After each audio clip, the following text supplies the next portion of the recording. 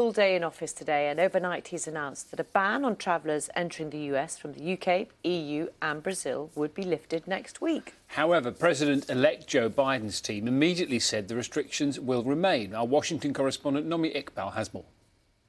America's capital city is eerily quiet, and so is its president. Mr. Trump has been largely silent after Twitter permanently banned him. But there is some last-minute business. He announced a COVID-19 travel ban on much of Europe would be lifted. The incoming Biden administration plans to reverse it, though. In a tweet, the incoming press secretary says, in fact, they will strengthen it. One thing they won't be able to stop are Mr. Trump's pardons. Like all outgoing presidents, he plans to use his last bit of power to grant clemency to more than 100 convicted criminals. This is all against the backdrop of a city that's turned into a fortress. Up to 25,000 troops from the National Guard are here, the most since the Civil War era. This nation is still reeling from the riots earlier this month. It's emerged that some of them had connections to law enforcement, and now all the inauguration security is being vetted by the Army and the FBI. One of the bigger challenges will be identifying people in law enforcement who have sympathies for these groups or act in concert with them. And again, law enforcement has all the authorities they need. The FBI has jurisdiction to investigate civil rights abuses by law enforcement officers. They just need to prioritize that work. President-elect Biden will fly into the city for his inauguration at Capitol Hill, a trip he originally planned to make by train.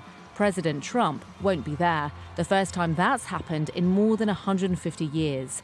He plans to leave for Florida Wednesday morning with the First Lady Melania Trump. She has delivered a goodbye address. In all circumstances, I ask every American to be an ambassador of Be Best, to focus on what unites us, to raise above what divides us, to always choose love over hatred, peace over violence, and others before yourself. 4 years on, and President Trump will be leaving the White House just as he entered it, with chaos and without convention. He did get his wall, though, just not the one he expected. Nomia Iqbal, BBC News, Washington. Well, let's get a little update from Nomia, who is live in Washington for us this morning. And what can we expect over the next 24 hours? Morning.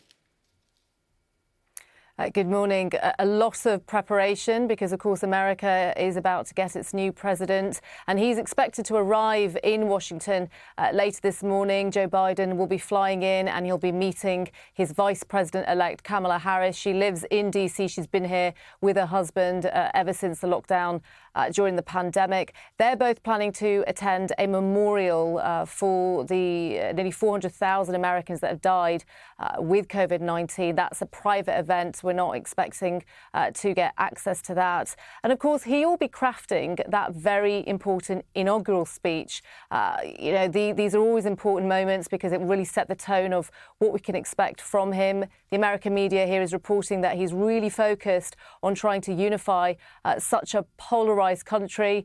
The fact that there are so many armed troops on the ground here in D.C., we're expecting up to 25,000 on Wednesday, is proof of just how just the state of America right now and how people do feel a sense of anxiety, as we prepare for a new president to come in. In terms of President Trump, he has been quiet. We tend to get schedules of what he's up to, but nothing on there so far. He's not staying for the inauguration, and he's not planning to greet the Bidens either. We believe that a chief usher of the White House is planning to meet both President-elect Biden and his wife, Dr. Jill Biden. Nomia, for the moment, thank you very much.